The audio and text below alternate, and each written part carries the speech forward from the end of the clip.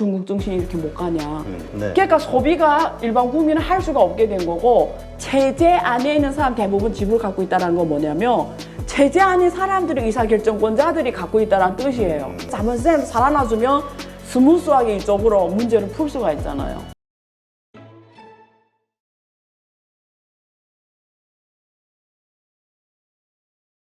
근데 이제 아까도 네. 말씀드렸듯이 여러 인사들이 그런 강경파들이 자꾸 이렇게 전진 배치가 되고 예. 그러면서 무슨 뭐 그 여러 가지 그 스파이법이라고 표현되는 아, 그러한 오케이, 것들 오케이. 해외 투자자 반간첩법, 뭐 반간첩법 이런 거, 예. 이런 거 점점 사회가 경직돼가는 분위기로 가는 거 아니냐. 아, 오케이. 이러한 걱정. 맞아요. 그래서 저는 그런 뭐 어떤 뭐 해외에서 그런 게 많이 알려져서 그렇지 중국 사람들은 그것 때문에 뭐 더 공포심을 느끼거나 이런 해외 거는 사람 입장이다. 예, 그러니까 이게 이래요. 저도 중국에서 당연히 오래 살았고 중국 익숙하고 이렇지만 그 안에 살면 거기에 대한 큰 거부감을 안 느껴요. 중국은 어디 가나 다 이게 얼굴 인증하고 이건 해외에서는 엄청 거부하는 것들이잖아요. 그렇지. 근데 그 안에 있으면 그게 거부감이 안 들어요. 왜냐면 그래 컸니?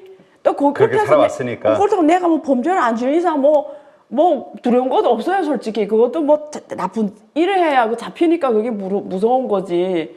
옛날에 그 코로나 때 그렇지. 그 뭐 그런 말까지 하긴 좀 그렇고 조금 방송상 맞지는 않고. 뭐 그러니까, 얘기하려는지 알아. 예. 한강에서 문자, 한강 문자. 위치 확인 어디서 코로나가 됐고 예. 뭐 이런 거. 그래서 그 바람 핀 게 다 들통이 났잖아요. 그래서 그게. 프랑스에서도 그거 예. 서방 세계에서는 이해를 못했지. 맞아요. 개인 정보에 대한. 맞아요. 그래서 그게 막 불륜아니서 다 들통이 났잖아요. 그것 때문에. 그러니까 근데 거기서 사는 사람은 거기에 대한 그 불편함을 못 느껴요. 근데 그것 때문에 경제가 못 가고 이런 건 아니고 그런 건 있어요. 중국 경제가 이제처럼 한 단계 이렇게 조방형으로 막 크게 빵을 키웠어. 네. 그러니까 크다 보니까 실제로 다짐해서 가야 되는 그게 복지 정책이라든가 여러 가지 노동 정책이라 이런 걸 지금 자본시장 이런 문제 있잖아요. 이걸 못 다지면서 오다 보니까 지금 이게 이제는 중국 정부가 언제부터 이거 다지려고 했냐면 사실 중국 경제가 이렇게 보시면 돼요. 중국 경제를 볼 때 크게 그리면 91년에 사회주의 시장 경제를 해서 92년부터 98년 외환위기 터질 때 한 단계 성장했다가 큰 향이 옵니다. 그때 국유기업이 다 파산할 뻔했어요. 네. 그때 국유은행도 다 파산하고 그래서 주룽지 총리가 그때 한번 구조조정을 세게 했어요. 국유기업을 파산시켰어요. 노동자를 다 그때 하강했다고 일자리 다 잃었거든요. 주룽지가 칼을 쥐고 그냥 다 정리한 거야. 구조조정. 샥을 한 거예요. 그때 한 번 있고 그다음 2001년에 WTO에 가입을 해요. 그래서 2008년까지 고속 성장합니다. 중국이 후진토 때. 근데 2008년에 또 금융위기 터지면서 또 쫙 샥이 왔어요. 그래서 4조 위안을 딱 대형 인프라 투자를 하면서 또 이렇게 돈을 엄청 풀었죠. 그게 이렇게 쫙 부동산을 끌고 그 돈 다 부동산 갚버린 거예요. 인프라 투자 부동산. 그러면서 경제를 쫙 좋게 보이는 것처럼 하다가 그게 2015년까지예요. 그래서 내가 그때 2015년 논문 쓸 때 보니까 큰일 나겠네, 못 가겠네 이 생각 들었던 거예요. 그래서 2016년부터 중국 경제가 완전히 체질이 변합니다. 네. 그 전하고 후로 나뉘어요. 그래서 2016년부터는 중국 기업가 이미 2013년부터는 경제가 돈을 계속 못 버는 거예요. 2014년부터 네. 이미 체험을 해요. 중국 좀 내가 그때부터 데이터를 봤는데 내가 그때 논문 쓰면서 이미 기업가 다 체감. 경제가 계속 이렇게 가네. 힘드네. 이러고 그 다음부터 생각하게 중국 정부가 체질 개선이 뭐냐면 이제는 뭐 후에 말하면 쫀징 터싱 같은 말 나오는데 이제는 국산 대체, 질적 성장, 기술 돌파. 그게 2015년 이후의 일이에요. 그리고 어서는 외자 기술 자본이 필요하지 않고 우리 기술, 우리 국산. 결국 내가 이제는 조방형 성장이 아니라 질적 성장. 그게 2016년 일이에요. 근데 그래서 이제 그렇게 정책 따라서 이러다가 아까 부동산에 들어간 돈들이 나오게 해야 되는데 계속 부동산에 돈이 풀면 부동산에 가고 이러니까 그 돈들이 바로바로 아까 기술 혁신 이런 데 못 가버린 거예요. 네. 그러니까 중국 정부가 2018년에 마음 먹고 이제 딱 부동산 문제 해결해야 되겠지 하고 한 게 지금 이렇게 코로나가 터지면 이렇게 온 건데 그러니까 이게 그다음 또 미국이 2018년부터 견제를 시작했잖아요. 네. 중국의 본격 견제 그 전에도 했지만 본격한 게 2018년 무역 전쟁부터 이렇게 오니까 4중 5중으로 이게 그러니까 체질 개선을 하려 하는데 빵 터져버린 거예요. 이 네. 모든 문제가. 그러니까 이게 지금 이런 문제가 다 겹싸이면서 이렇게 지금 터져버린 상황이니까 만약에 시진핑 주석이 지금 완전히 뭐 시장경제를 이제 하겠다. 옛날에 구소련이 하루아침에 시장경제 뭐 이렇게 해서 해결될 수 있는 문제는 아니라는 거죠. 근데 그 공동부유라고 해서 뭐 중국 그 시진핑 지도부가 뭐 시장 경제는 아예 버려버리고 완전히 그 사회주의 체제로 가냐? 그거는 아닌데 이런 부분이 있어요. 제가 중국 경제 지금 진단하면은 왜 제가 증시까지 다 여기서 답이 나와요. 왜 중국 증시 이렇게 못 가냐? 중국의 상장 기업들이 있잖아요. 네. 상장 기업들을 보면은 특히 상하이 증시는 한국말 코스피거든요. 70% 이상이 국유 기업이에요. 아, 그래요? 네, 국유 섹터예요. 일단. 그리고 이게 경제가 어려워지니까 민영 기업은 다 파산할 건 다 파산했어요. 그럼 그걸 지방정부 누가 사들여요? 결국 그 현재는 지방 국유 기업이 사들이거든요. 네. 그러니까 경제가 어려우면 민영 기업의 자산이 그래서 우리가 국진 민퇴라고 하잖아요. 다 국유 기업에 더 들어가 버린 거예요. 네. 그러니까 중국에서 지금 돈을 가지고 있는 사람들이 누구냐면 다 체제 아래에 있는 사람들이에요. 국유 기업, 공무원, 정부, 돈이 여기에 들어가 있는 거예요. 네. 그러면 자 소비 주도형으로 가려면 돈을 누가 써줘야 되죠? 국민들이. 국민들이 써줘야 되는데 돈을 여기가 갖고 있는 거예요. 근데 여기에 있는 사람은 체제 안에 있는 사람은 있을 게 다 있는 거예요. 이제 돈 쓸 일이 없는 거예요. 그러면 이 사람들이 돈이 있어야 되는데 여기에 지금 부가 다 집중되고 이 부라는 게 기업의 국유기업이 주도로 돼 있다. 상장기업도 국유기업 주도로 돼 있다는 말 뭐냐면 우리가 한 인간으로 놓고 두 개의 소득이 있어요. 근로소득과 자본소득이 있어요. 그렇죠. 그러면 우리가 8시간 일해서 벌어들인 월급 위에 내가 잘 살려면 돈을 많이 벌려면 증권에 투자하든지 은행에 예금하든지 부동산에 투자를 해야 되잖아요. 그래서 지금까지 일반 국민들은 부동산을 통해서 부의 수입이 자본소득이 있었는데 그게 멈춰버린 거죠. 이게. 네. 그러니까 소비가 일반 국민은 할 수가 없게 된 거고 자, 그 다음에 예금은 어제는 금리 없어요. 거기서 이자가 안 나와. 자, 그럼 자본시장에서 캐피탈 소득을 얻어야 되는데 중국 사람들 주식 투자가 보편화가 안 돼 있어요. 네. 주식시장이 그리고 주식시장이 또 올라간 것도 아니야. 자본소득 준 것도 아니에요. 그러니까 중국 사람들은 대부분이 돈 쓸 게 없고 체제 안에 근데 부가 점점 체제 안으로 더 들어가 버린 거죠. 이 부가. 그러니까 이게 소비가 얘네는 일어날 수가 없는 주체라는 거죠. 그러니까 국유기업 또 섹터가 어떤 거겠어요, 보통. 국유기업 섹터가. 테슬라나 엔비디아처럼 이렇게 고속으로 성장한 산업이 아닐 거 아니에요. 그렇죠. 전통 다 산업들. 무거운 산업인 거지.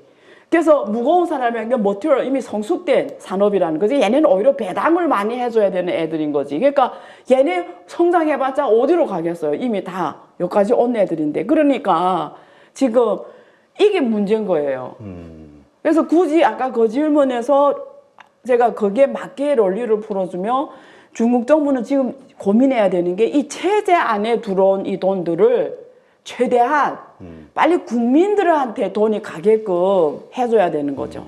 그러니까 지금 이런 측면이 떠올라요. 지금 일본 같은 경우도 그 증시 밸류업을 해서 성공해서 지금 막 세계에서 가장 증시 상승률이 좋은 나라 중에 하나가 됐잖아요.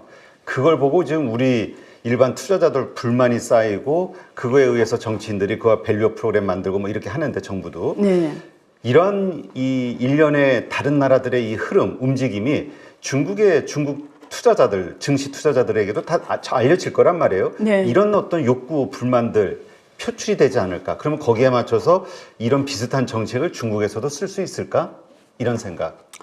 그래서 제가 앞에서 처음에 여기 시작할 때 말한 것처럼 결국 이게 뭐 사람을 한두 명만 바꿔서 되는 게 아니라 결국 제가 지금까지 열심히 말씀드린 요점 뭐냐면 이제는 중국 개혁이 뭐 사회주의냐 시장이냐에 우선해서 기득권의 이해관계를 건드려야 문제 해결이 되거든요. 그렇죠. 예를 간단히 들면 세제 개혁입니다.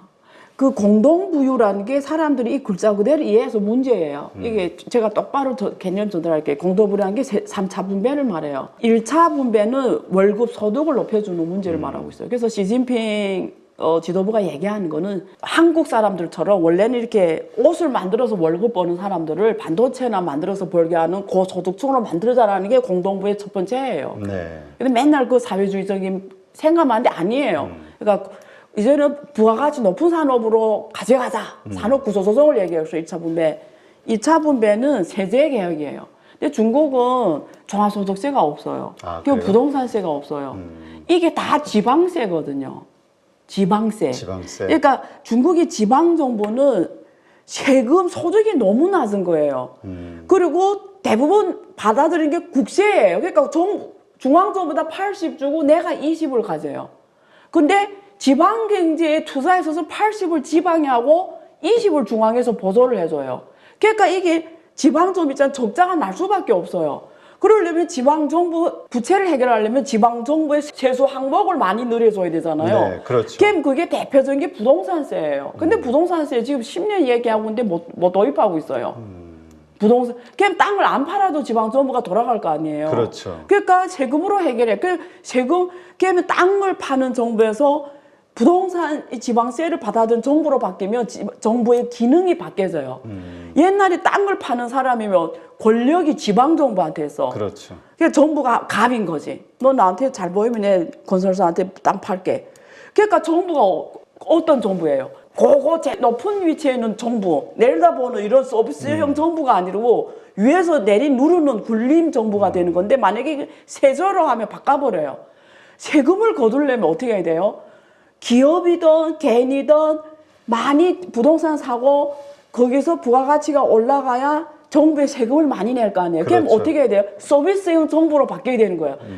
될수록 많은 인구가 우리 도시로 유입되게 해야 돼요. 그게 많은 사람들이 오게 하려면 우리 도시가 살기 좋아야 되잖아요. 그렇죠. 그러면 공무원들이 친절해야 되고 길도 잘 닦아놔야 되고 환경도 좋아야 돼. 이렇게 서비스형으로 바뀌는 거지. 세금 받아내. 그러면 막 인구가 유입되면서 부동산 값도 올라가면 가격도 올라가면서 내 부동산세 하면 내 지방정부 소득도 올라가니까.